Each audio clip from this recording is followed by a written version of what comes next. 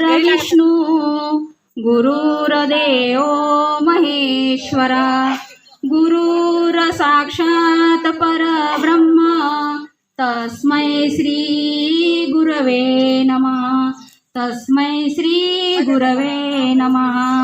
ज्या ज्या ठिकाणी मन जाय माझे त्या त्या ठिकाणी निजरूप तुझे मी ठेविते मस्तक ज्या ठिकाणी तेथे सद्गुरु तुमचे पाय दोन्ही। श्रीपादनाथं गुरुराजवर्यं मुमुक्षनामं ज्ञानदानक्य दक्षं गोटीक्षेत्रे निवासनं तं नमामि वेदविद्यां वरिष्ठम्।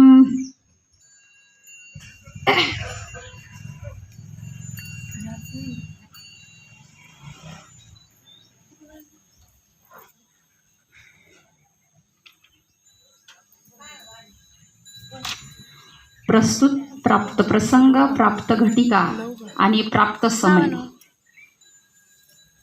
तुमच्या पवित्र आत्म्यांच्या सेवेसाठी घेतलेला श्लोक अध्याय ज्ञानेश्वरीतील अध्याय क्रमांक 18 आणि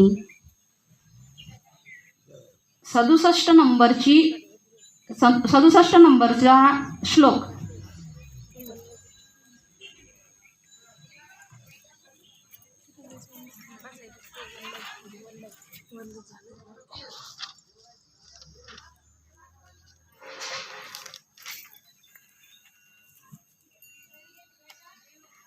नवीन ज्ञानेश्वरी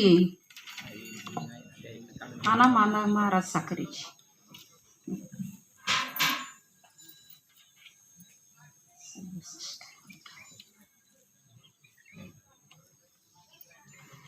श्लोक आहे ज्ञानेश्वरीतील 18वा अध्याय 67 नंबरचा। इदं ते ना तपस्काय ना भक्ताय कदांचन न चाश्रू श्रवे वाच न च मा योभ्यसूयती। हा श्लोक तुम्ही इथं बसलेल्या पवित्र आत्म्यांच्या सेवेसाठी घेतला। बघा, आजचा कार्यक्रम जी प्रवचनरूपी सेवा ही कशाच्या निमित्तानं आहे त्याचा थोडासा आपल्याला परिचय देणं गरजेचं आहे। बघा, आज आपले मला पूर्ण नाव माहीत नाही त्या भाऊंचं, पण मंगलताई आणि त्यांचे मालक या दोघांनी जे म्हसोबाचं जे कार्य दरवर्षी ते हनुमान जयंतीच्या निमित्तानं ते दरवर्षी पंक्तीचं म्हणजे भोजन देत असतात सर्वांना अशा प्रकारे। पण यावर्षी त्यांनी या कार्यक्रमाच्या निमित्तानं प्रवचनरूपी सेवा ठेवण्याचं एक नियोजन केलं आणि ह्या गवंडे मळ्यातील सर्व परिसरातील मंडळी आणि त्यांच्या प्रेमापोटी आणि आग्रहास्तव त्यांनी हे नियोजन केलं। आमचे जे गवंड्याच्या मळ्यातले जे नाना आहेत तर नानाचं आमच्यावर नाही नानाचं खूप आमच्यावर म्हणजे विशेष तत्वानं प्रेम आहे।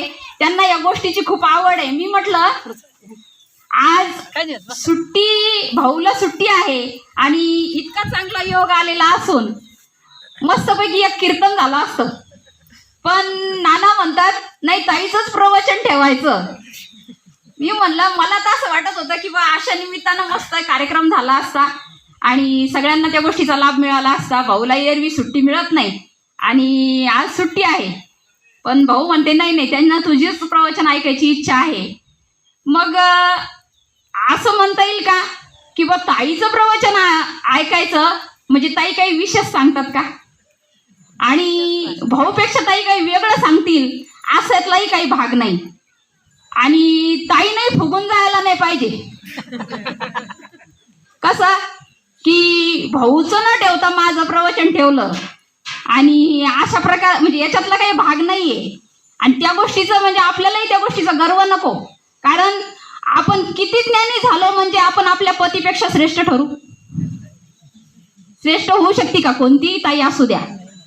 किती ज्ञानी झाली म्हणजे ती पतीपेक्षा मोठी होईल? किती मोठी झाली तरी ती पतीपेक्षा तिची जागा त्यांच्या चरणापाशी असते। सांगायचं तात्पर्य की याच्यात काही मोठेपणाचा भाग नाही. पण नानांना, इथलच्या मंडळींना असं वाटलं की चला बा आपण त्यांचेही विचार काही अशा निमित्तानं ऐकायला मिळतील म्हणून त्या गोष्टी केल्या. पण त्याच्यात माझ्या अंतकरणाला कुठं हे भगवंत परीक्षा घेत असतो. भगवंतालाही असं वाटत असेल एखाद्या वेळेस हिला गव होतो काय या गोष्टीचा. पण नाही, मायबापांनो, आपण आपले पती हे परमेश्वर असतात आणि ते कोणत्याही स्थितीमध्ये असले तरी आपल्यापेक्षा ते श्रेष्ठच आहेत आणि आपल्यापेक्षा त्यांना ज्ञान जास्त. प्रत्येक, माझंच नाही, मी माझं सांगते म्हणजे माझ्यात तुम्ही आल्या नाही का. प्रत्येक ताईला ही गोष्ट प्रत्येकीच्या अंतकरणामध्ये असावी. मी श्लोक तुमच्या सेवेसाठी घेतला, त्याच्यावर तर आपल्याला बोलायचंच आहे. कारण ज्ञान, सारं जग ज्ञान सांगायला लागलो. आज आता तुमच्या शिल्ले गावामध्ये खूप ज्ञानाला ऊत आलेला आहे. कारण सप्त्यावर सप्ते चालू आहे कार्यक्रम. कुठं भागवत असतंय तर कुठं शिवमहापुराण असतंय. सगळं ज्ञान आता सांगायचं, जगही ऐकून ऐकून त्याचे कान किटले. पण काही गोष्टी अशा असतात की निव्वळच काही गोष्टी ऐकून ऐकून त्या गोष्टी जीवनात उतरत नाही आणि त्या जीवनात उतरल्या पाहिजे तर परिणाम येणार आहे. जीवनामध्ये आपण भक्ती करतो, भक्ती करत असताना जीवनामध्ये ती गोष्ट आपल्या जीवनात उतरावी. आपण एक जरी चांगला गुण साधू संतांचा जरी घेतला तरी जीवन सुखी होईल, जीवन सफल होईल. आणि ह्या गोष्टीकडे आपल्याला चालायचंय. कारण जास्त नाही करायचंय, जास्त देखाव्याचा परमार्थ आपल्याला करायचाच नाहीये. मी खूप करते, मी खूप जाते, महादेवाला जाते, मारुतीला जाते, सगळीकडे फिरते, सगळं काही करते, पण जास्त करून जीव हा थकतो. जास्तीचं करायचंच नाही, थोडंच करायचं. पण कसं करायचंय, जेणेकरून आपल्या जीवनावर त्याचं पडसाद पडले पाहिजे, त्याचं म्हणजे दिसलं पाहिजे की यांच्यात काय बदल झाला. भक्ती करत असताना परिणाम दिसला पाहिजे तर त्या भक्तीला महत्व आहे. नाहीतर जग सगळीकडे तेच चालू आहे म्हणून आपल्याला ते नाही करायचंय तर व्यवस्थित साधू संतांच्या रीती पद्धतीने आपला परमार्थ झाला पाहिजे, अशा पद्धतीने आपल्याला करायचंय.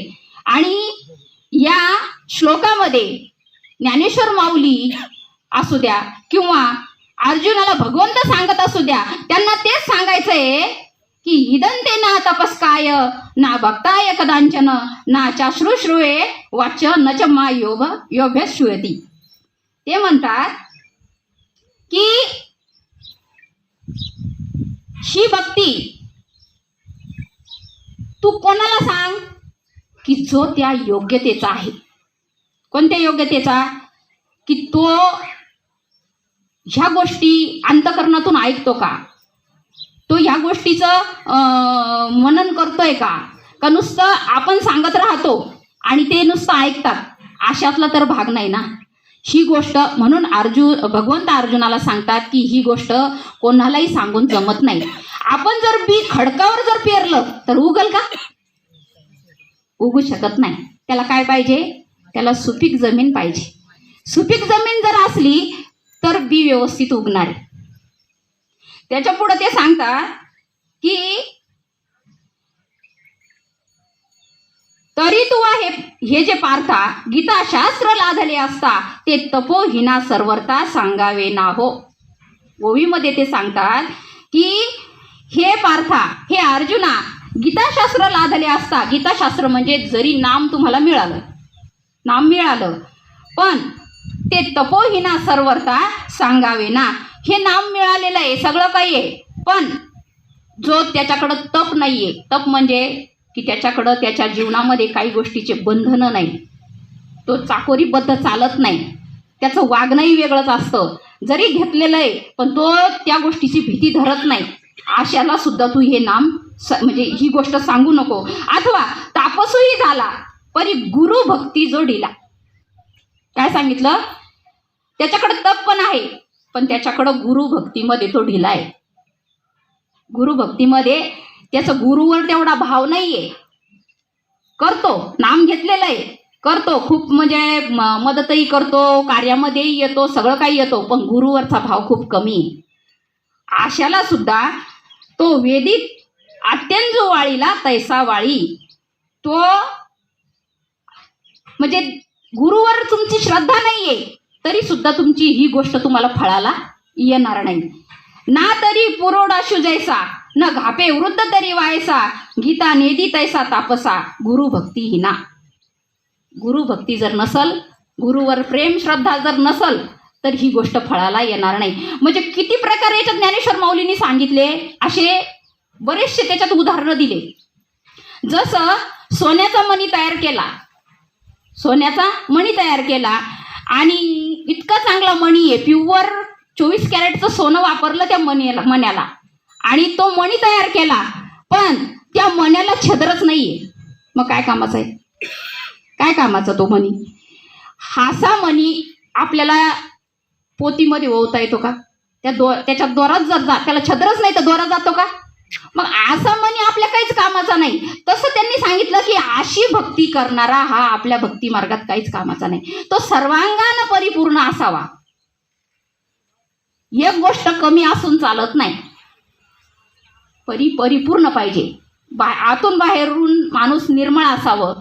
प्रत्येक गोष्टीचं त्याचं म्हणजे अंतःकरणपूर्वक त्या गोष्टी ग्रहण करता यायला पाहिजे. ह्या गोष्टी इथं 18व्या अध्यायामध्ये ज्ञानेश्वर माऊली इथं आपल्याला वर्णन करतात त्या गोष्टीचं. आणि ते सांगतात अशा भक्ताचं की अशा लोकांना तुम्ही ही गोष्ट सांगू नका. म्हणजे का सांगू नका? बघा, उदाहरण देते. आता ही तर एक मुलगी बसलेली, आता या 2-4 जणी बिना लग्नाच्या बसलेल्या आहे. तुम्ही यांना लग्नाचे अनुभव सांगू शकता का? का? त्या पण लेडीजच आहे ना, त्या पण मुलीच आहेत ना, त्या स्त्रियाच आहे. आज न उद्या त्या स्त्रिया होणारच आहे. मग आपण जी गोष्ट आपण अनुभवलेली ती त्यांना सांगू शकतो? नाही, कारण त्या पात्रतेच्या त्या नाही. ज्यावेळेस ती वेळ येईल त्यावेळेस त्यांना त्या गोष्टी अनुभवातून त्या जाणार आहे. मग ती गोष्ट आधी सांगून जमल का? तशा प्रकारे हे भगवंत सांगतात की जे इतिगुह्यतम शास्त्र मी तुला सांगितलं, जे गुह्य गोष्ट मी तुला सांगितलेली आहे, ज्या गोष्टीचा अनुभूती मी तुला आणून दिलेली, ही गोष्ट कोणालाही सांगू नको. कारण ती सांगितल्याच्या नंतर आता त्यांना आपण सांगितलं म्हणजे आपण जी अनुभूती घेतली ती त्यांना सांगितल्याच्या नंतर किती खरं पटल? कारण त्यांना त्या गोष्टीचा अनुभव नाहीये. बरं, असू द्या, तुमचंही लग्न झालं आणि दुसऱ्या ताईचंही लग्न झालेलं आहे, पण एकीला मुलगा झालेला आहे आणि एकीला लेकरूच नाहीये. तिला सांगायला चालेल? तिचं तर लग्न झालं ना, मग सांगायला चालेल का तिला? तिला सुद्धा सांगायला चालत नाही. अशा प्रकारे असे अनेक दृष्टांत ज्ञानेश्वर माऊलींनी याच्यात दिले. अशा प्रकारे भक्ती सुद्धा अशीच परफेक्ट पद्धतीने करावं लागते.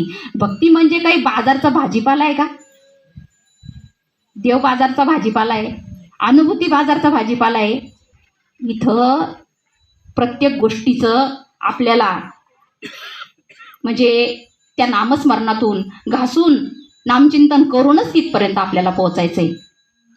साधू संतांनी या गोष्टीचा पुरेपूर अनुभव घेतला. अनुभव आले अंगा ते या जगात येत असे. मग अशा प्रकारे अनुभव घेऊन मग जगाला सांगायचंय, तेव्हा ते जगाला खरं पटणार आहे. आणि जो त्या स्थितीपर्यंत पोहोचला त्याला निश्चितच ही गोष्ट पटते. कारण जो तिथपर्यंत गेला नाही ना, तर तो फक्त वरच्या कानानंच ऐकतो. वरच्याच यानं म्हणजे जे बाह्य कान ऐकतात ना, तशाच पद्धतीनं तो ऐकणार सोडून देणार.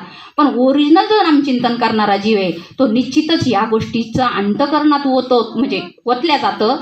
जसं चातक पक्षी मृग नक्षत्रातलं पाणी पिण्यासाठी चातक पक्षी उपाशी असतो आणि ते पाणी पिण्यासाठी तो इतका तहानलेला असतो तरी ते दुसरं पाणी पित नाही, कारण त्याला ती ओढ लागलेली असते.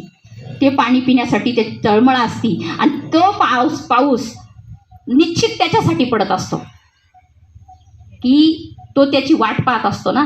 तसं असा शिष्य, असा साधक अशा साधू संतांची वाट पाहत असतो, अशा विचाराची वाट बघत असतो की कधी ऐशी दशा येईन माझ्या अंगा चित्त पांडुरंगा झुरत असे. कधी मला ती गोष्ट माझ्या सद्गुरूच्या मुखातून मला ती गोष्ट कधी मिळेल, कधी त्या गोष्टीला मी पात्र होईल, कधी मला त्या अनुभूतीला मी पात्र होईल. तुकाराम महाराज हे आपल्याला त्यांची स्वतःची अनुभूती सांगतात. काही ऐसा पात्र होईल लाभाशी, काही ऋषिकेशी तृष्ट येईल. कधी मी त्या गोष्टीला पात्र होईल. नाम मिळालं त्यांना, पण ज्या गोष्टीची अनुभूती पाहिजे त्या गोष्टीपर्यंत मी कधी जाईल, कधी मी तिथपर्यंत पोहोचन, ही तळमळ जीवाला लागली पाहिजे. नाही तर नामधारक तर सगळं जगच आहे, सगळेच नामधारक आहेत. सगळे असे म्हणजे विचारूच नका तुम्ही, असा पूर आलाय नामधारकांना.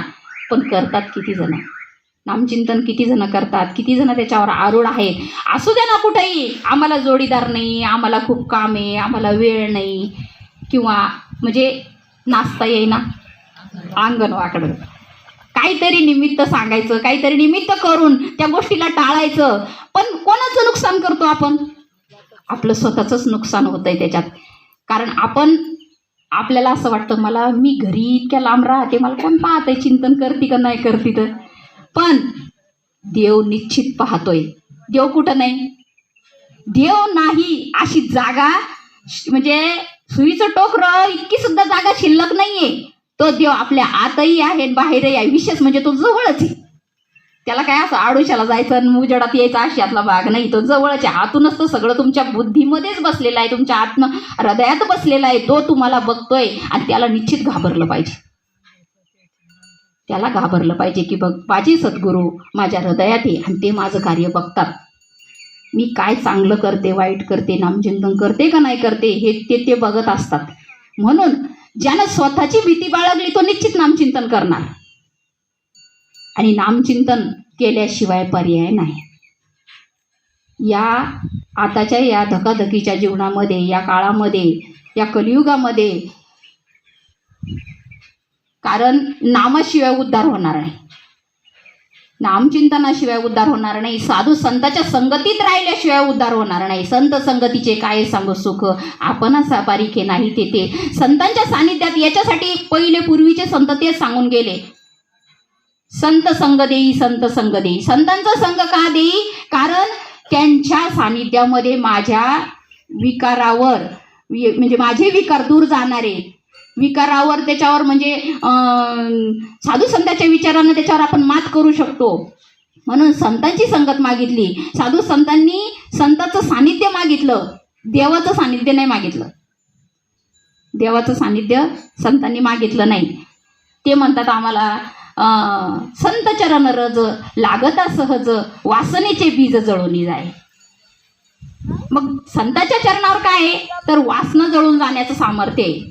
संतांच्या विचारामध्ये वासना दूर जाण्याचं सामर्थ्य आहे. म्हणून संतांच्या संगतीत आपल्याला सतत राहायचंय, जेणेकरून आपल्या नामामध्ये भर पडणारे, आपल्या विचारामध्ये भर पडणारे, आपल्या वागण्यात, बोलण्यात, राहण्यात, सगळ्या गोष्टीमध्ये बदल होणारे. म्हणून संतांची संगती महत्वाची आहे. आणि अशा संतांच्या सानिध्यात राहून आपल्याला हे कार्य करायचंय. मग काय करायचं? कारण हळूहळू ढाळे ढाळे केतुलिनी एक वेळे, तो मार्ग निश्चित ठाके. हळूहळू आपल्याला तिथपर्यंत चालायचं. एकदम कोणती गोष्ट प्राप्त नाही होत. एकदम खाऊन पोट भरत नाही आणि एकदम उपाशी राहूनही होत नाही. साधना करताना कोणतीही गोष्ट हळूहळू केली म्हणजे तिचा परिणाम दिसतो. म्हणजे आज तूप खाल्लं तर उद्या रूप येईल का? नाही. आज नाम घेतलं म्हणजे उद्या लगेचच हे होईल का?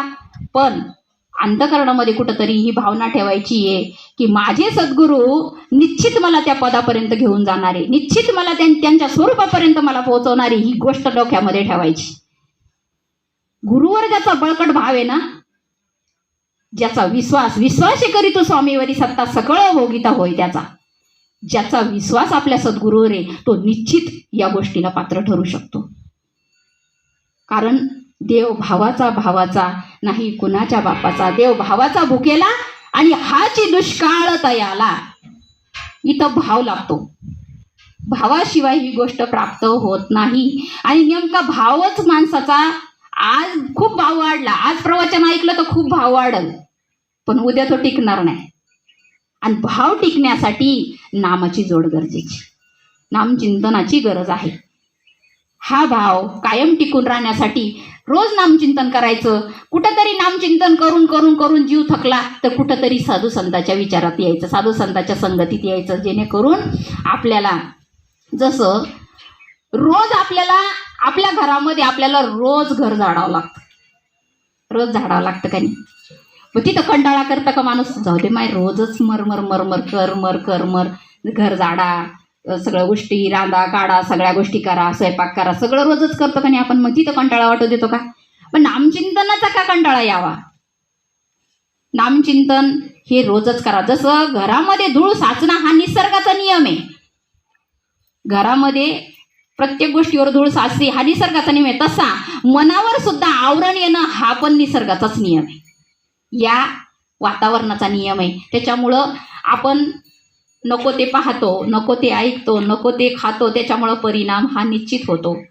म्हणून या गोष्टीला रोज रोज रोज रोज आपल्याला पुसून काढायचे, जेणेकरून वाईट गोष्टी बाजूला सारण्यासाठी आपल्याला विचाराची गरज आहे, सत्संगतीची गरज आहे. अशा गोष्टी जो सतत चांगल्या विचारामध्ये राहतो, सतत त्या गोष्टी करतो, तो निश्चित साधू संतांच्या पद्धतीनं तो तिथपर्यंत पोहोचू शकतो.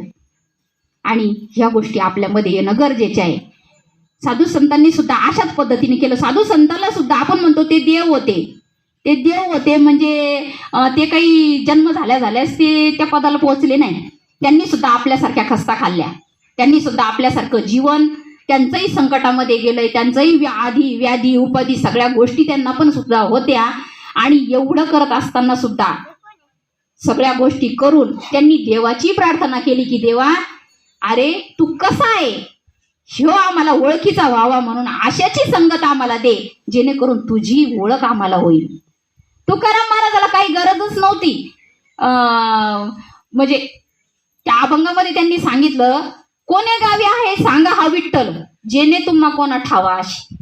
काहून? त्यांना माहित नव्हता का विठ्ठल कुठे? माहित नव्हता विठ्ठल हा कुठे आहे, त्यांना माहित नव्हता का? अरे 8 पिढ्याची वारी त्यांच्या घरामध्ये होती, 8 पिढ्या त्यांच्या घरामध्ये होत्या ना. म्हणजे त्यांच्या आजोबा पंजोबा खापर पंजोबा त्यांच्या सगळ्या वाडवडिलांनी पांडुरंगाची वारी सतत केली. मग त्यांना पांडुरंग माहीत नव्हता का? मग त्यांना माहिती होता. पण तो कोणता आहे? जो पंढरपुरामध्ये विटेवर जी उभी राहिलेली आहे, युगे 28 विटेवरी उभा, हा पांडुरंग तो बोलत नाही, आपल्यासोबत बोलत नाही, आपल्याला अनुग्रह देऊ शकत नाही, आपल्याला मार्गदर्शन करू शकत नाही. गाडगे बाबा सांगतात, अरे मंदिरातला जर देव त्याच्या पुढे जर निवत दाखवला, तर जर कुत्र मंदिरात घुसलं तर त्याला हाड सुद्धा म्हणता येत नाही. म्हणता येतं का? अरे ते निवत खवरायला तर मग निरंतर तेवढं कुत्र्याचा हाक लाव ना त्या देवाना, मग तो त्याला हाडही म्हणू शकत नाही. मग आता त्याचं स्वतःचं निवत त्याला वाचू म्हणजे हे करता येत नाही त्या कुत्र्यापासून, तो आपल्यासारख्याला काय मार्गदर्शन करणार आहे? मग हा विठ्ठल तुकाराम महाराजाला लागत नव्हता. हा विचार केला तुकाराम महाराजानं की आता आपण गज वारे आपल्या म्हणजे पिढ्यानं पिढ्या आपण वारी करू राहिलो, पण समाधान कुठं होतंय का? समाधान कुठंच नव्हतं होत. म्हणून ते म्हणत होते, कोणे गावी आहे सांगा हा विठ्ठल, जरी तुम्हा कोणा ठावा असे, तुमच्यातला कोणीतरी मला सांगा की हा विठ्ठल कुठं आहे. मग कोणीतरी त्यांना असा जो अनुग्रहित असल, असाच तुमच्या याच्यातला आमच्या याच्यातला एखादा आपण म्हणतो, अरे त्यांना खूप तळमळ लागलेली, त्यांना सांगा बरं आपण जे करतो ते, तशातलाच एखादा जीव असल आणि त्यांनी सांगितलं, भाऊ तुम्हाला ज्या विठ्ठलाची गरज आहे, तुम्हाला ज्या विठ्ठलाला भेटा वाटतो, तो विठ्ठल तुम्हाला दाखवणारा अधिकारी पुरुष हा कुठं आहे? ओतूर या गावी आहे. आणि त्या गावी तुम्ही गेल्याच्या नंतर निश्चित तुम्हाला तो विठ्ठलाची तुम्हाला ती भेट घालून देतील किंवा तुम्हाला ओळख करून देतील. पण ज्यावेळेस ते आताच्या काळामध्ये आपल्याजवळ गाडी वाहन आहे, पटकन गाडीवर बसलं म्हणजे पटकन आपण त्या गावापर्यंत जातो, चला बाबा भाऊ तिथे आहे ना लासूरला, त्यांच्याकडे गेलं म्हणजे आपल्याला पुढची गोष्ट भेटल. पण त्या काळात गाड्या बिड्या नव्हत्या, की पायी जाऊन तिथं त्यांनी ती गोष्ट, ज्यावेळेस बाबाजी चैतन्य सकाळचा टाइम होता त्यावेळेस त्यांची भेट झाली आणि मग तिथं ही गोष्ट त्यांना अनुग्रह हा बाबाजी चैतन्याकडून मिळाला. आणि तेव्हा त्यांना ही साधना केल्याच्या नंतर पांडुरंगाचं खरं स्वरूप कळालं. मग हा तो विटेवर जो उभा आहे तो देव नाही का? मग तो पण देव आहे, पण तो देव आहे तर तो मूर्तीपुरता आहे, सगुण रूपात आहे. आपल्याला निर्गुणाची भक्ती करायची. सगुणाला आपण भजलो, आता आपण नामधारक आहोत. अगोदर आपण सगुणाचीच भक्ती करत करत आलो ना. मग आता सगुणाची भक्ती केली, मग आता सगुणाच्या कृपेमुळे आपल्याला आता निर्गुणाकडे चालायचंय, निर्गुणापर्यंत पोहोचायचंय. जो नामदेव महाराजाच्या सोबत तो विठ्ठल जी मूर्ती आहे ना, ती सुद्धा जेवत होती. नामदेव महाराजाच्या सोबत ती मूर्ती जेवत होती, ती दूध पित होती. दूध पिओ मेरे गोविंद लाला. त्यांनी ते अभंग रचून ठेवला की त्यांनी स्वतः त्या देवाला खाऊ पिऊ घातलं. तोच विठ्ठल जनाबाईच्या संग गौऱ्या थापत होता. तोच विठ्ठल नामदेवासोबत सगळ्या गोष्टी करत होता. पण स्वतः पांडुरंग परमात्मा सांगतात की अरे नामा, तू जो मला समजतो तो मी फक्त मंदिरापुरता सीमित आहे. तुझी भक्ती खूप श्रेष्ठ भक्ती, म्हणजे तू भक्ती करतोय, तुझी श्रद्धा खूप बळकट आहे. तू डोकं फोडणार होता. तू कुठं काय म्हणला, देवा तू जर नाही जेवला तर मी आज इथं डोकं फोडीन. पण तुझ्या या आट्टा खातर मी तुझ्यासोबत जेवू लागलो, तुला बोलू लागलो. कारण हे फक्त तुझ्या पुरतं आहे, इतरांना नाही दिसणार, इतरांना ते दिसणार नाही. पण मी तुझ्यासाठी तसा झालो. पण तू माझ्या या मूर्तीपुरता सीमित राहशील म्हणून तू काय कर, तू मला खरं ओळखलेलं नाही. जर तू माझ्या या देहापुरता सीमित राहशील, माझ्या मूर्तीपुरता सीमित राहशील, तर तुला इतर जगातला जो व्यापक, माझं जे स्वरूप व्यापक आहे ते तुला कळल का? नाही कळणार. का कळणार नाही? कारण तू फक्त वरचा अंग बघितलंय, अंतरंग बघितला का? अंतरंग बघितला नाही. म्हणून नामदेवा तुला काय करावं लागल की औंढ्या नागनाथाला जाऊन तुला या गोष्टीचा उपदेशच गुरुच्या मुखातून तुला घ्यावा लागेल. तेव्हा तुला माझी प्राप्ती होईल, तशी तुला प्राप्ती होणार नाही. मग त्यावेळेस नामदेवाच्या, म्हणजे नामदेव तरी किती हट्टी, कारण अशी बरेच जीव आहे बरं. नुसतं नामदेवाचा विषय सांगू राहिले म्हणून नामदेवापुरतं समजू नका. इथं बसलेली तरी मंडळी नामदेवाचं सांगायला म्हणजे नामदेवापुरतंच बोलते अशातला भाग नाही. अशी नामदेवासारखी मंडळी आजही आहे. प्रत्येकानं आपलं आपलं अंतःकरण चेक करायचंय. कारण ज्यावेळेस नामदेवाला सांगितलं, स्वतः पांडुरंगाने सांगितलं, ज्याची भक्ती करता, ज्याच्यावर तुमचा विश्वास आहे, तो सांगतोय ना तुम्हाला की अरे नामदेवा, तुला हातापायाच्या माणसाकडूनच तुला ही गोष्ट समजून घ्यावं लागणार आहे. तसं महादेवाच्या मंदिरात सगळेजण तांब्या घेऊन चालले, सगळेजण चालले पाणी टाकायला. प्रत्येक जण उठला सुटला, ते रोग जाते, भानगडी जाते, सगळं काय करायला पाहिजे. करू नका अशातला भाग नाही, करायलाच पाहिजे.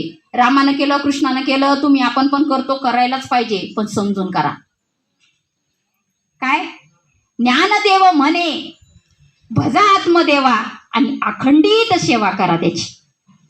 मग अखंडित सेवा कशाची करायची? आत्म्याची अखंडित सेवा करता येणार आहे ती अंतरंगातून वेगळी करता येते, पण बाह्य रंगानं आपल्याला तर तांब्या घेऊनच जाणं आहे ना. पण ओळखून करा. रस्त्यानं चालता चालता भाऊ मंडळी ज्यावेळेस रस्त्यानं चालतात त्यावेळेस ते राम राम राम राम म्हणत चालतात. मग ओळखीच्या माणसाला राम राम करते का बिना ओळखीच्याला? ओळखीच्याच माणसाला राम राम करावा लागतो. बिना ओळखीच्या जर करत गेलो तर लोक काय म्हणतील, मेंटल आहे काय, असेच म्हणतील ना. संभ्रम निर्माण होतो. म्हणून देव कसा केला पाहिजे? ओळखून केला पाहिजे. देव हा ओळखून करायला पाहिजे. मग नामदेवाला भगवंत सांगतात की अरे तू हट्ट सोड. तर नामदेव महाराज म्हणतात, कटेवरी हात नाही ज्या देवाचे, न घे मी तयाचे दर्शन.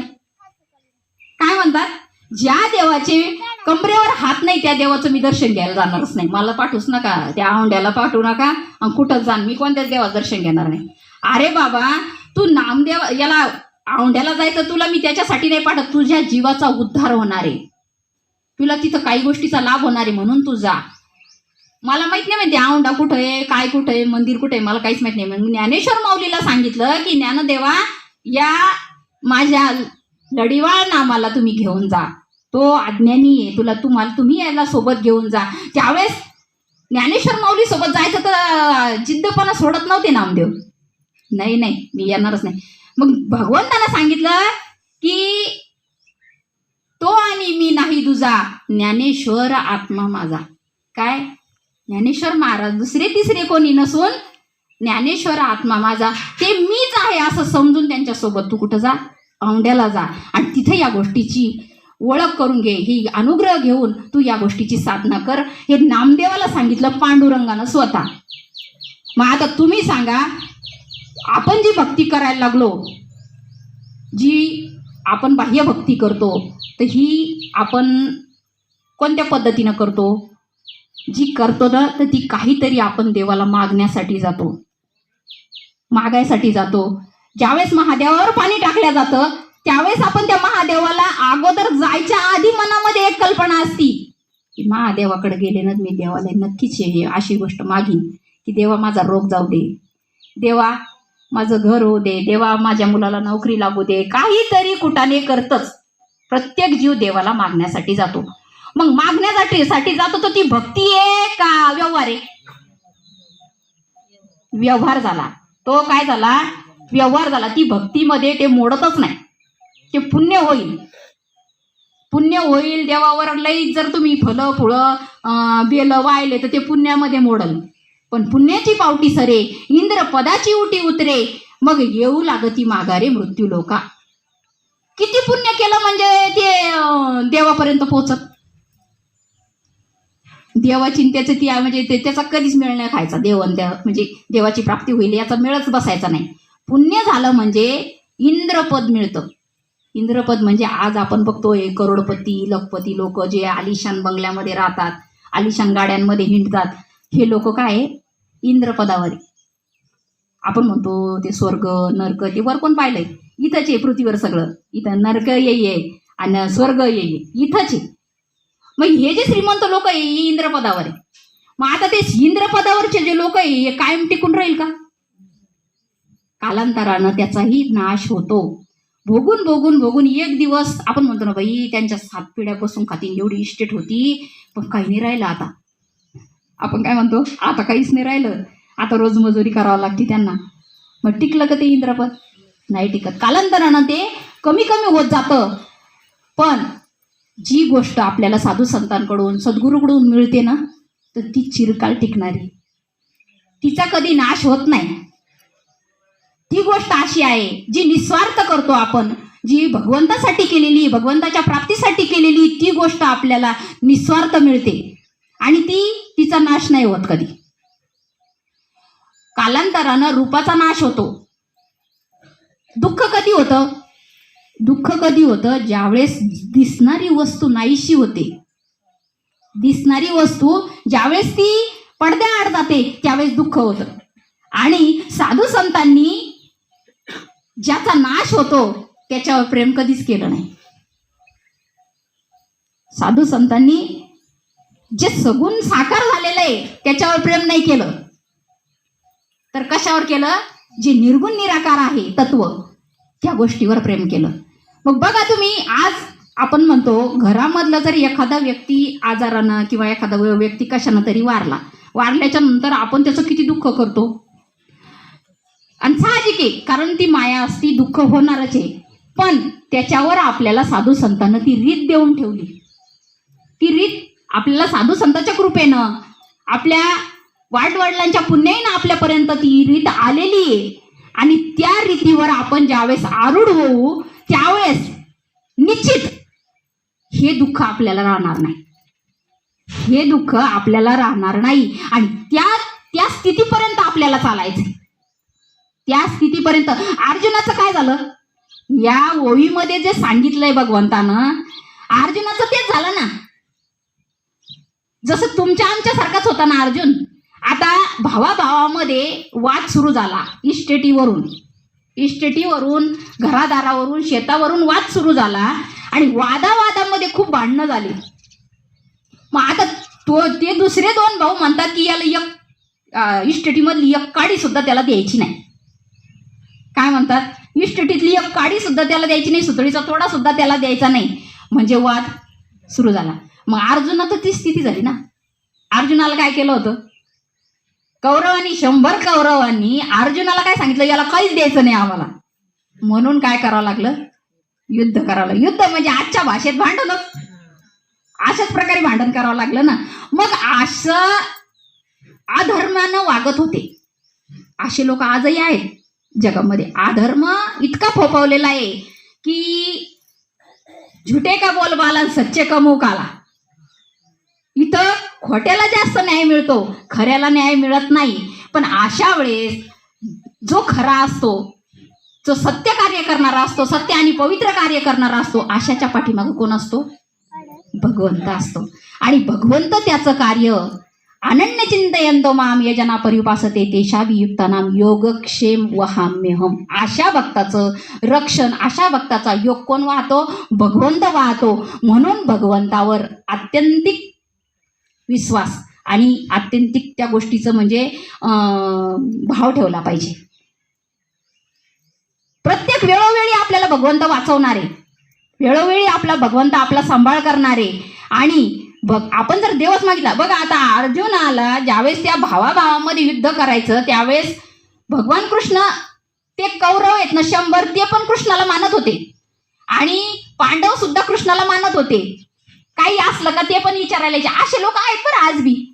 सद्गुरूकडे सगळे जाते, दुष्ट बी जातात, सज्जन बी जातात आणि विचारतात सल्ला घ्यायला. जसे त्यावेळेस कृष्णाकडं दोन्ही पार्टीचे आले, तसे आजच्या काळामध्ये बी सुद्धा सद्गुरूकडे दोन्ही पार्ट्या येतात. काय करू सांगा बरं, असं आहे. पण तिथं भगवंतानं काय सांगितलं? मी दोघांकडूनही काहीही करू शकत नाही. फक्त एवढं आहे की माझं जे 18 क्षणी जे सैन्य आहे, तर हे म्हणजे मी त्याच्यात शस्त्र कोणतंच घेणार नाही. शस्त्राचा वापर मी करणारच नाही, मला त्याच्याशी काही घेणं नाही. मग आता ते म्हणतात, देवा तुम्ही कोण्या पार्टीकडून राहणार आहे? ते म्हणे तुम्ही मला कोणी जरी घेतलं तरी मी कोणत्याच गोष्टीचं तुम्हाला शस्त्र घेणार नाही, कोणाला मदतही करणार नाही. पण मग कौरवाला वाटलं तर हे काही करणारच नाही, याला काय घ्यायचं, कशाला घ्यायचं? तसे आजही लोक काय करतात, अरे काय होतंय तिथं निस्वार्थ भक्ती, त्याला रुपया देत नाही कोणी, काय द्यायचं गुण गायचंय, काय द्यायच्या सानिध्यात जायचंय, काय होतंय त्याला कोणी कुत्र विचारत नाही, कशाला जायचं तशाच सानिध्यात. पण जो देवावर अनन्य असा भक्त काय करतो, मला कोणी नसलं तरी चालतो, पण मला जो चांगले विचार देतो ना, असा माझ्या संगतीत जरी असला, नुसता विचाराची जरी संगत असली तरी तो मला लागतो. असंच अर्जुनानं केलं. अर्जुन म्हणला, भगवंता नाही शस्त्र उचललं तरी चालतं, पण माझ्यासोबत तू राहा, तू माझ्यासोबत राहा. मग देव त्यांच्या सोबत नव्हते का? अरे तुमच्या आमच्या सगळ्यांच्या हृदयात देव आहे ना, मग देव नाही का सोबत? फक्त विश्वास बळकट पाहिजे, विश्वास पाहिजे माणसाचा की देव माझ्या सानिध्यातच आहे. मी जे कर्म करतो, प्रत्येक कार्य करून घेणारा हा भगवंत आहे. अशा पद्धतीनं आपण भगवंतावर विश्वास ठेवून कार्य करायचंय. तर अशा पद्धतीनं आपण भक्ती केली पाहिजे. भक्ती करताना सुद्धा कळालं पाहिजे चांगलं काय, वाईट काय, काय करतोय आपण. बघा, जी गोष्ट जशी नामदेवाला भगवंताला सांगावं लागलं की नामदेवा तू मला मूर्तीपुरतं पाहतोय, पण मी मूर्तीपुरतं नसून मी जगात व्यापक आहे, ही गोष्ट तुला समजून घ्यावं लागल. त्यावेळेसच तू माझा खरा श्रेष्ठ भक्त ठरशील. आणि ओरिजिनल तशा पद्धतीनं जे अशा पद्धतीनंच त्यांनी काय केलं, साधना केली. साधना केल्याच्या नंतर देवानं परीक्षा घ्यायची ठरवलं, भगवंतानं परीक्षा घ्यायचं ठरवलं की खरोखर नामदेव आता बदललेत का. प्रत्येक जीवाची परीक्षा असते बरं, नामदेवापुरतं समजू नका. परत परत मला तोच विषय सांगावा लागतो. प्रत्येकाची परीक्षा असते. भक्ती करत असताना प्रत्येकानं आपण अंतःकरणाचा शोध घ्यायचा आहे की नेमकं खरंच आपण त्या कोटीत चाललोय का, आपलं नामचिंतन तिथपर्यंत आहे का, करतोय का आपण तशा पद्धतीनं, माझं कुठं चुकतंय का. म्हणजे इतरांची बरोबरी केल्यापेक्षा मी कसा आहे याचा शोध घ्यायचा आहे. माझं मी आणि माझं ज्याला कळालं तो देव झाला. म्हणून ज्यावेळेस भगवंतानं परीक्षा घ्यायचं ठरवलं, तुम्हाला सगळ्यांना तो कथा भाग माहिती आहे, पण सांगायचं एवढ्यासाठीचे की अशा स्थितीपर्यंत आपल्याला जायचंय. तुम्हाला सगळ्यांना माहिती आहे, बऱ्याच जणाला, की त्या पंढरपुरामध्ये कैकाड्याचं रूप धारण केलं भगवंतानं. कैकाड्याचा सारखा खेळ मांडला, ती गारोडी ते कुत्रं, ती दोरी बांधली, त्या दोरीवरून एक मुलगी चालतीये हातात काठी घेऊन, आणि खाली ते डोंबारी ते वाज उरायला, खालचं ते त्यांचे ते वाद्य वाजायला लागला, आणि एकीकडं चूल पेटवलेली, चुलीवर एवढी मोठी डेक ठेवलेली, आणि तो कैकाडी आणि कैकडी दोघं पती पत्नी. ज्यावेळेस तिथं ते भांडं ठेवलं आणि नामदेव महाराज दर्शनाला चालले, आंघोळीला चालले, चंद्रभागेवर स्नानाला चालले, आणि स्नानाला जात असताना ते पाहिलं नामदेवानं की हे कैकाड्याचा इथं कार्यक्रम चालू आहे. पण कैकाड्याचा कार्यक्रम चालू असताना ती बाई काय करत होती, त्या डेगीमध्ये कोंबडं कापलं टाकून दिलं, त्याच्यामध्ये कुत्रं कापलं टाकून दिलं, आणि सगळे जेवढे जेवढे त्यांच्याजवळ पशु होते, प्राणी होते, ते कापले त्याच्यात टाकले, पण ती डेग काही भरत नव्हती. मग अशा वेळेस नामदेव महाराज तिथून चालले स्नानासाठी. तर ती म्हणती, बायको म्हणती कैकाड्याला की अहो हे डेग भरतच नाहीये. म्हणे काय करते पाय, म्हणे ते एक साधू येऊ राहिला, म्हणे इथून चालला, म्हणे त्याला धर म्हणे आणि त्याला काप आणि टाक याच्यात. काय म्हणले, त्याला काप आणि याच्यात टाक. ते ती ऐकलं नामदेवानं. नामदेवाला वाटलं आता काय खरं नाही. नामदेवानं जे पंचा उचलला आणि जे धूम ठोकली, रिटर्न पुन्हा गाभाऱ्यात गेले पांडुरंगाच्या, आणि धावत पळत गेले, धापा टाकायला लागले, विचारायला लागले भगवंताला, अरे म्हणे काय तुझी जत्रा आहे, काय विचित्र लोक आहे म्हणे, बरं झालं म्हणे धावत पळत आलो, नाही तर मग आज काही खरं नव्हतं. म्हणे काय झालं, म्हणे ते कैकाडी म्हणे काय म्हणे बाबा त्याचं ते सोंग आणि ते मला कापायला लागले म्हणे, त्या डेगमध्ये टाकायला लागले, मी पळून आलो म्हणून बरं झालं, नाही तर आज मी गेलो होतो. म्हणे का रे नामदेवा, ओळखलं नाही कोण होता कैकाडी, कैकाड्याला ओळखलं का? ते म्हणे कायचं म्हणे अशी कशी जत्रा तुझी, अशी कशी लोक. अरे म्हणे तो कैकाडी मीच होतो ना, ओळखलं नाही तू कैकाड्याला, म्हणून तुला सांगायला लागलो की अजून साधना कमी आहे. काय साधना अजून कमी आहे. अरे साधनेवर आरुडो, नुसतं मी करतो मी करतो मी करतो असं म्हणत नको बसू. प्रत्येकामध्ये मी असा तिळभर सुद्धा जागा रिकामी नाही की मी त्याच्यात नाही. मग तुला तो कैकाडी कसा दिसला, तुला मी दिसलो नाही का? तेव्हा नामदेवाच्या लक्षात, अरे गड्या ही गोष्ट अशी आहे का, म्हणजे आपण नामचिंतन वाढवायला पाहिजे.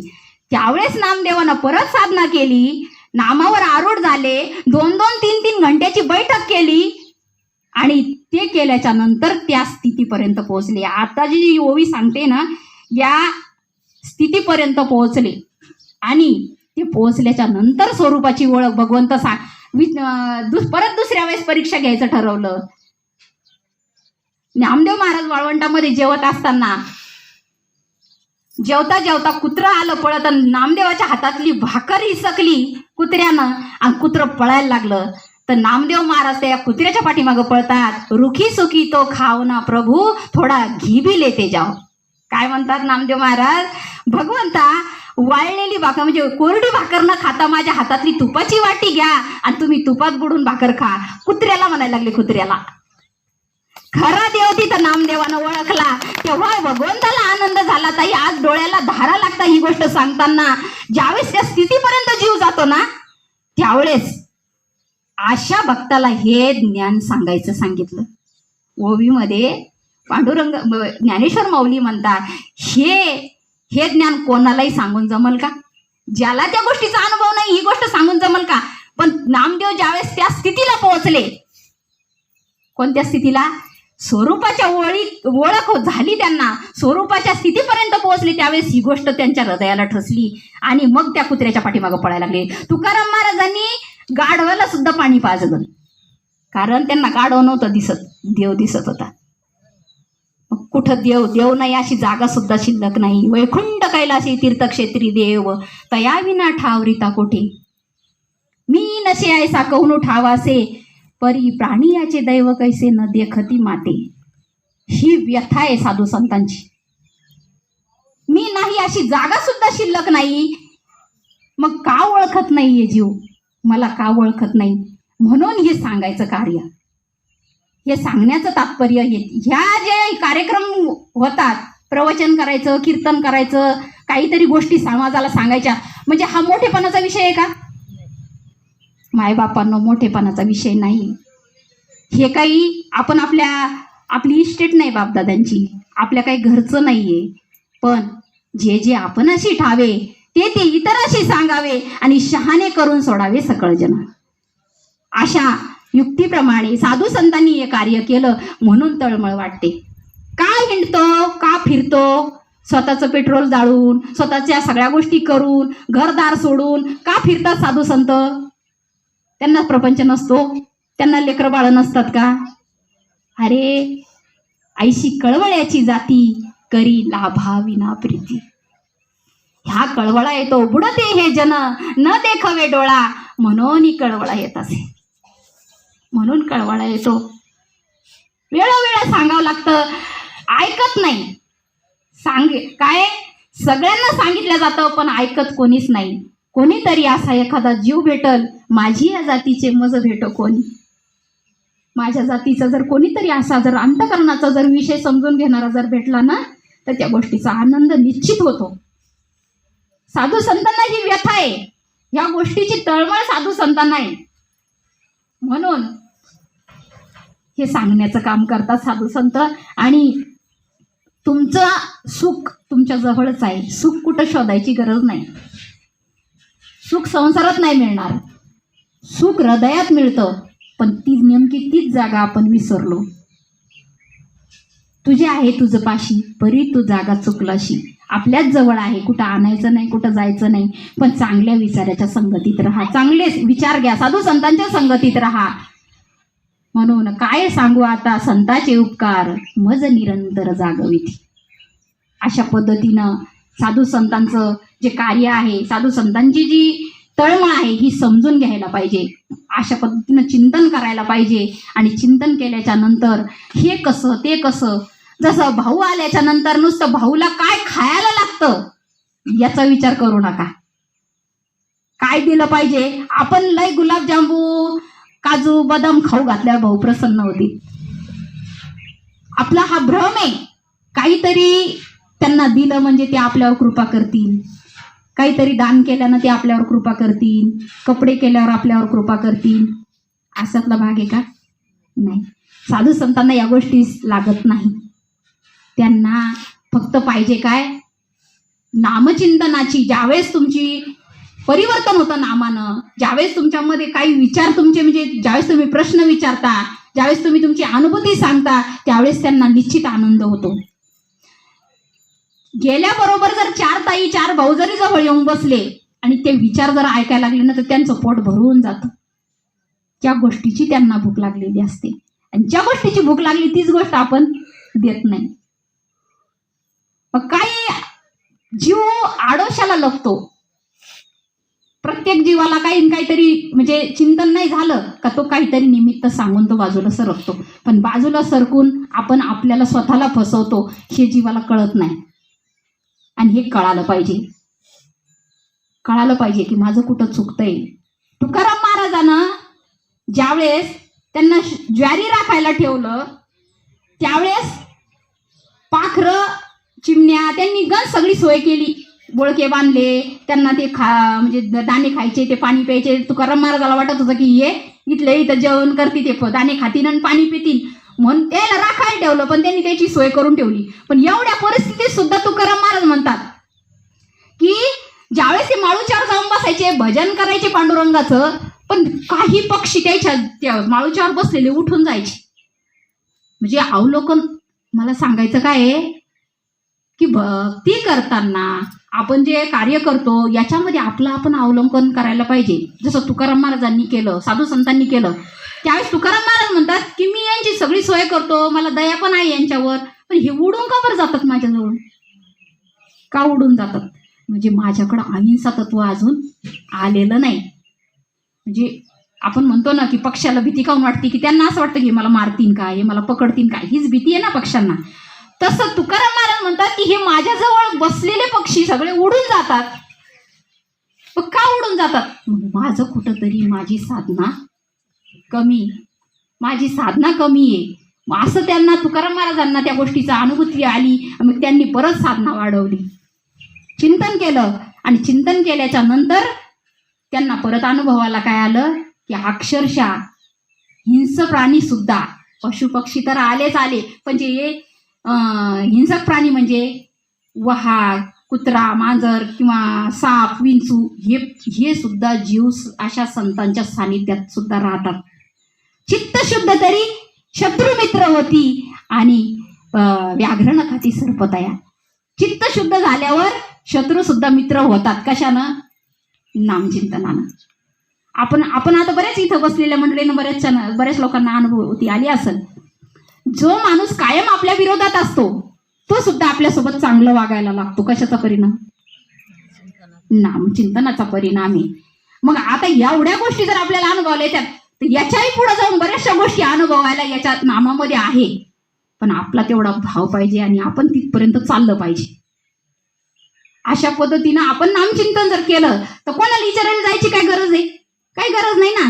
अरे चांगल्याच्या म्हणजे साधू संतांच्या सान्निध्यात राहायचं, आपली साधना करायची आणि आपला आनंद आपणच घ्यायचा आहे. काय गरज पडती आपण एकत्र येऊन किंवा कोणाच्या संगतीतच पाहिजे? काही ताई म्हणता, बाई ताई मी एकटीच हो तिकडं, मला कोणीच नाही सोबत चिंतन करायला, एकत्र बसायला. आपण एकटे आलो एकटंच जायचंय. पण अंतःकरणाचा भाव झाला पाहिजे की माझ्या सद्गुरू माझ्या सोबत आहे, ते मला बघतात म्हणून मला नामचिंतन करायचंय. अशा पद्धतीनं आपण जर साधना करत गेलो तर निश्चित साधू संताला आवडेल असं आपल्याकडून झालं पाहिजे. त्यांना आवडेल अशीच भक्ती केल्या गेली पाहिजे. भक्ती भक्ती भक्ती आता कंटाळा आला त्या भक्तीचा, ऐकून कंटाळा आला आणि सांगूनही कंटाळा आला. पण स्वरूपापर्यंत चला. स्वरूपापर्यंत कशासाठी सांगावं लागतं? कारण ते समजायला लय कठीण आहे. समजायला स्वरूप कठीण आहे. पण नित्य नेम नामी तो प्राणी दुर्लभ. नित्य नियमानं जर केलं तर निश्चित ते गोष्ट कळती. सतत सतत सतत सतत केल्यानं अवघड गोष्ट सुद्धा सोपी होऊन जाते. सातत्यानं नेहमी जर आपण त्याच गोष्टीचं, मी देह नसून मी कोण आहे? मी आत्मा आहे. मी जीव नसून मी शिव आहे. ही गोष्ट आपल्या मनाला सांगत चला. मी देह आहे, मी देह आहे सरे, उरला उरे विठ्ठल. मग देहाचा ज्यावेळेस निराश होईल, देहाच्या निरसने पावी जया तया ठाया, माझी ऐशी काया जवनवरी. हा देह निरसल्याशिवाय भगवंताची ओळख होणारच नाही. देहाचाच विसर पडला पाहिजे. देहावरची आसक्ती गेली पाहिजे. देहावरची आसक्ती पडल्याशिवाय स्वरूप कळणारच नाही. पावसाळ्यातलं पाणी गढूळ झालं, नदीचं असू द्या किंवा विहिरीचं असू द्या, पावसाळ्यामध्ये पाणी गढूळ होतं. मग त्या गढूळ पाण्यामध्ये जर आपल्या विहिरीवरची एखादी बादली पडली त्याच्यात, तर त्या गढूळ पाण्यामध्ये दिसेल का आपल्याला? कारण ज्यावेळेस ते पाणी निवळल्या जाईल किंवा गाळ खाली बसल्या जाईल त्यावेळेस त्याच्यात पडलेली कोणतीही वस्तू असू द्या, बारीक असो मोठी असो, ती निश्चित दिसणार आहे.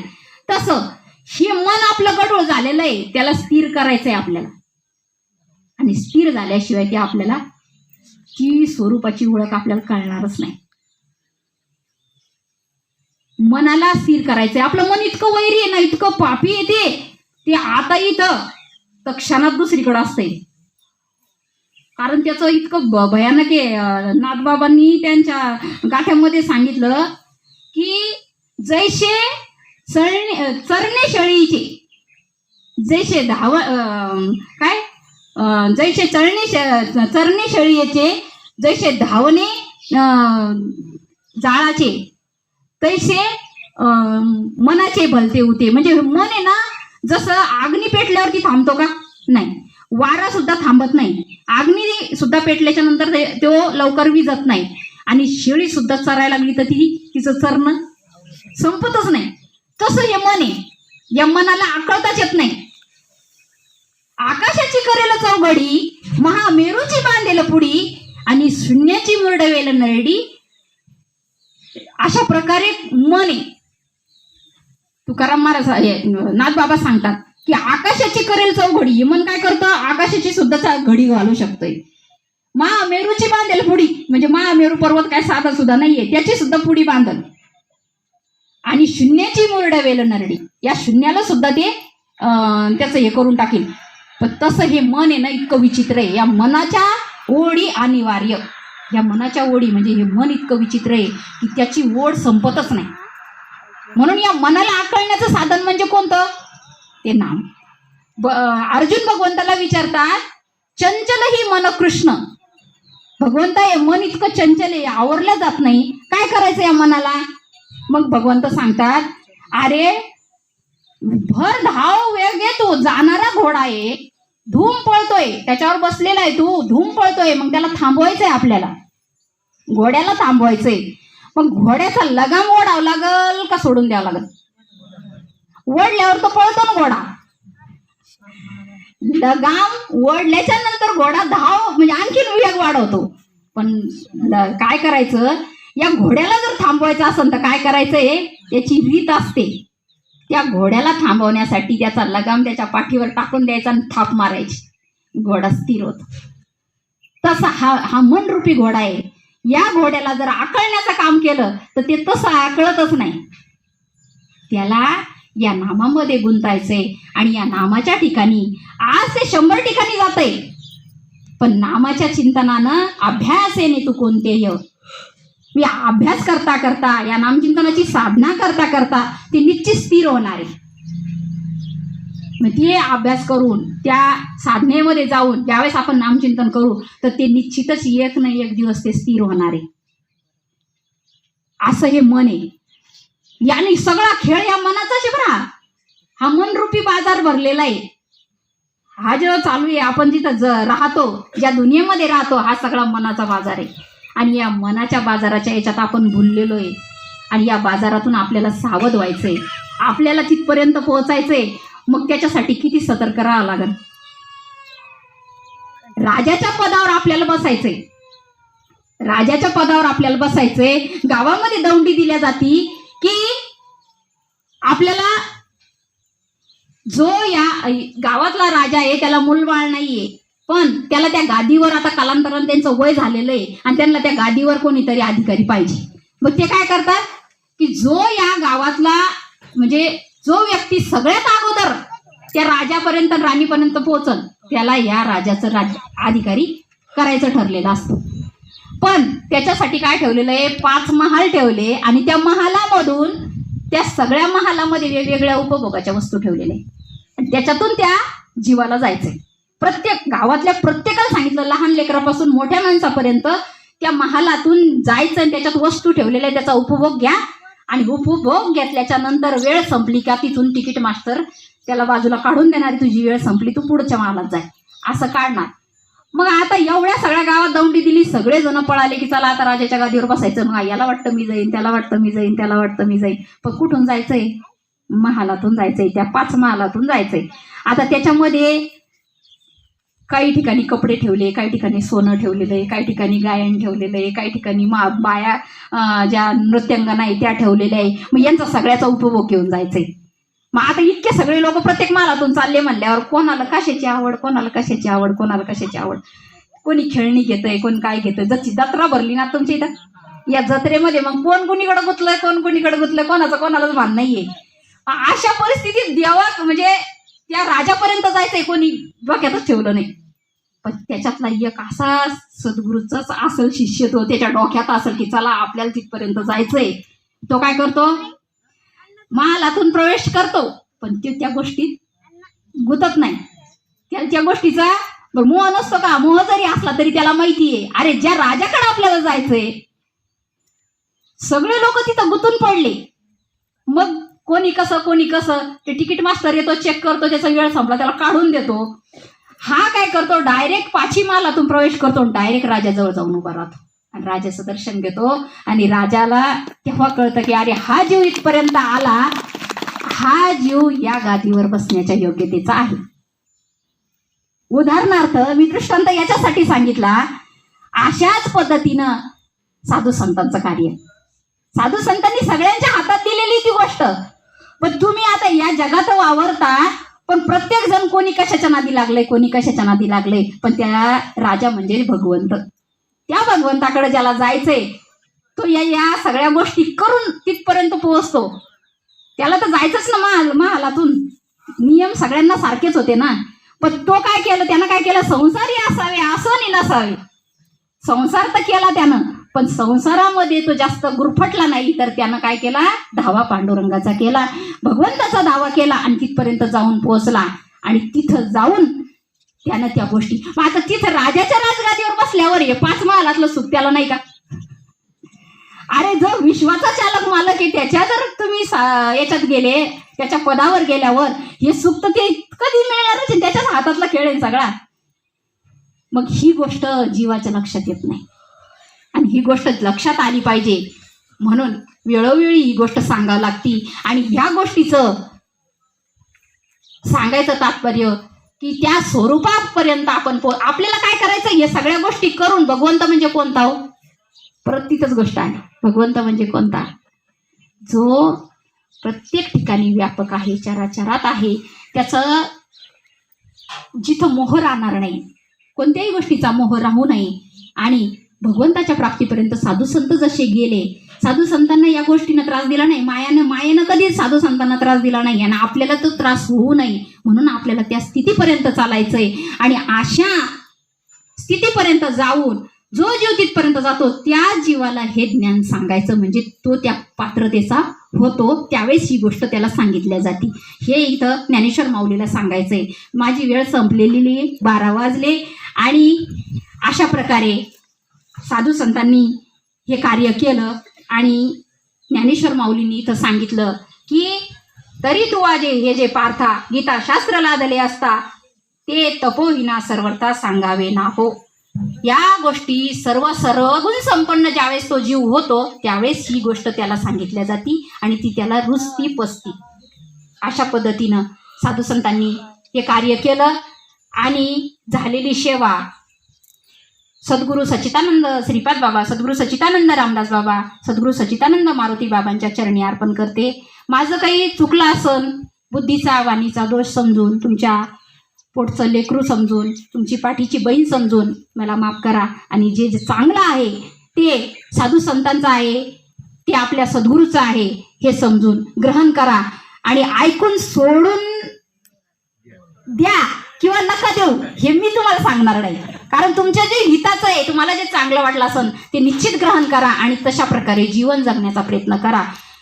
अशा या धकाधकीच्या जीवनामध्ये ही गोष्ट टिकणं फार गरजेचं आहे. नाहीतर ही गोष्ट लोप पावत आलेली आतापर्यंत आणि इथून पुढे सुद्धा त्याच गोष्टीकडे चाललेलं आहे जग. पण आपल्याला कितपर्यंत ती गोष्ट टिकवायची हे आपल्या हातात आहे. म्हणून ही तळमळ वाटते, म्हणून सांगण्याचं कार्य करतात साधू संत. मी हे माझ्या शक्तीनं बोलत नाही. मज पामरा काय थोरपण पायीची वाहनं पायी बरी. मला म्हणजे मी काही वेगळं सांगितलं अशातला भाग नाही, मला काही चांगलं सांगता येतं अशातला भाग नाही. माझ्या सद्गुरूनं मला जी बुद्धी दिली आणि तुमच्या बसलेल्या सर्व जीवांनी ज्या गोष्टीची अंतःकरणातून अपेक्षा केली तीच गोष्ट बाहेर पडलंय आणि ती तुम्हाला मिळाली, जे काय असल नसल. अशा प्रकारे झालेली सेवा साधू संतांच्या चरणी अर्पण करते, मारुती बाबांच्या चरणी अर्पण करते. पुंडली गौरदे हरी विठ्ठल महाराज, सद्गुरू सच्चिदानंद श्रीपाद बाबा की जय. सद्गुरू सच्चिदानंद.